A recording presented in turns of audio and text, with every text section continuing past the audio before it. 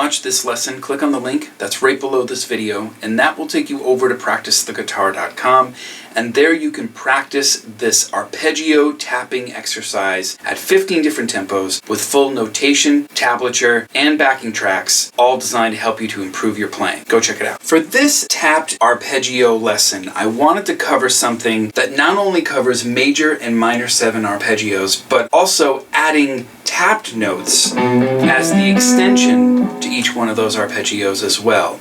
And this particular exercise is going to go through 4 different chords, 2 different chord types that will help you to get an idea of how these notes fall on the neck, and little tips and tidbits that you can work on to combine hammer-ons and pull-offs, also with tapped notes, to get this smooth legato type sound. If you're not familiar with finger tapping, what you're doing is you're usually playing a succession of 3 notes where your fretting hand will cover 2 of the notes, and then with your picking hand you usually tap the 3rd note.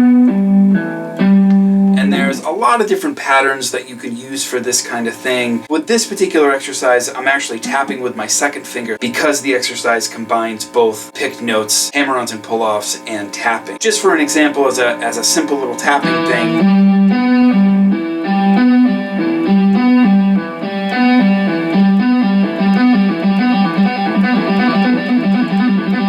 So what I'm doing there is I'm attacking the 7th fret on the 5th string, hammering on to the 10th fret on the 5th string, and then I'm tapping the 14th fret on the 5th string. And with my tapping finger, I'm actually pulling off as well, going back to the 10th fret. Then I pull the 10th fret off, which goes back to the 7th fret, and then hammers back on. And that's a loop.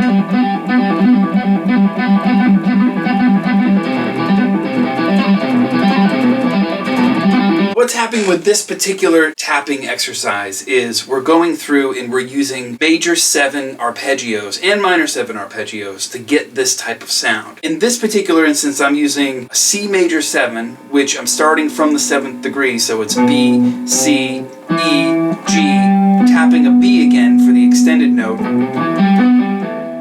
And then I'm repeating this in 3 different octaves. So we get this one, then we go up here to the middle octave, then we go up to the higher octave.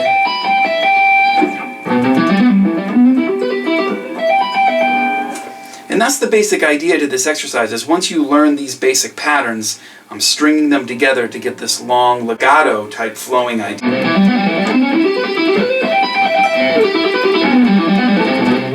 In between these tapped notes, I'm using a mix of picked notes and hammer-ons and pull-offs with the fretting hand to connect with the tapped notes. Again, just going back to this simple C major 7, I'm not picking every single note that I'm playing with the left hand. I'm only picking the first note on each new string. So for example, if we were to do...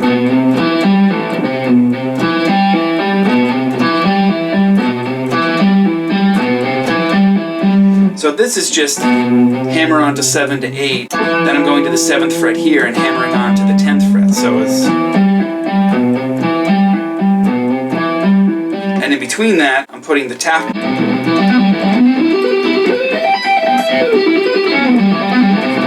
A couple of tips for not only getting strong hammer-ons and pull-offs, but also getting strong tapped hammer-ons and pull-offs, which...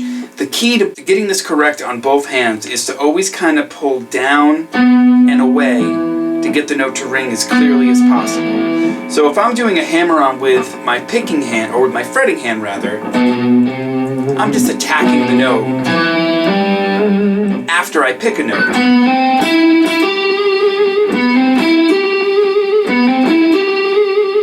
And that's when you're going from a lower note to a higher note. But when you got to go from a higher note to a lower note, you have to do a pull-off. And the key to that is to pick the note number 1 and then pull down and away with the note that you're pulling off. So you can see that there's two pull-offs there as I'm going backwards.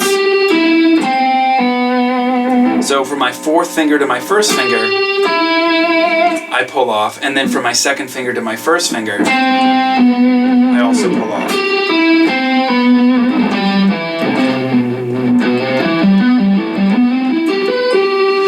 see that when I'm tapping, the same thing happens here. You want to make sure that you're not just tapping the note, but you're also pushing off of the note to get that to ring.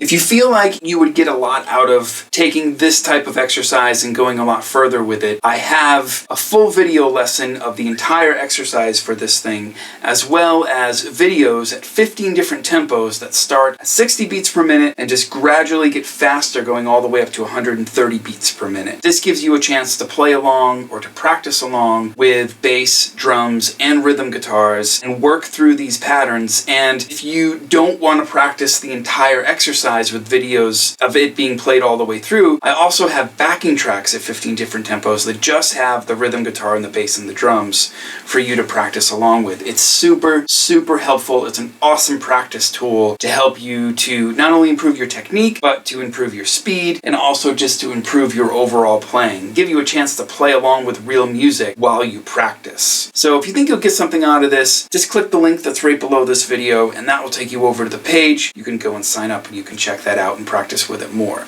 I hope you enjoyed this lesson, and I will see you next time.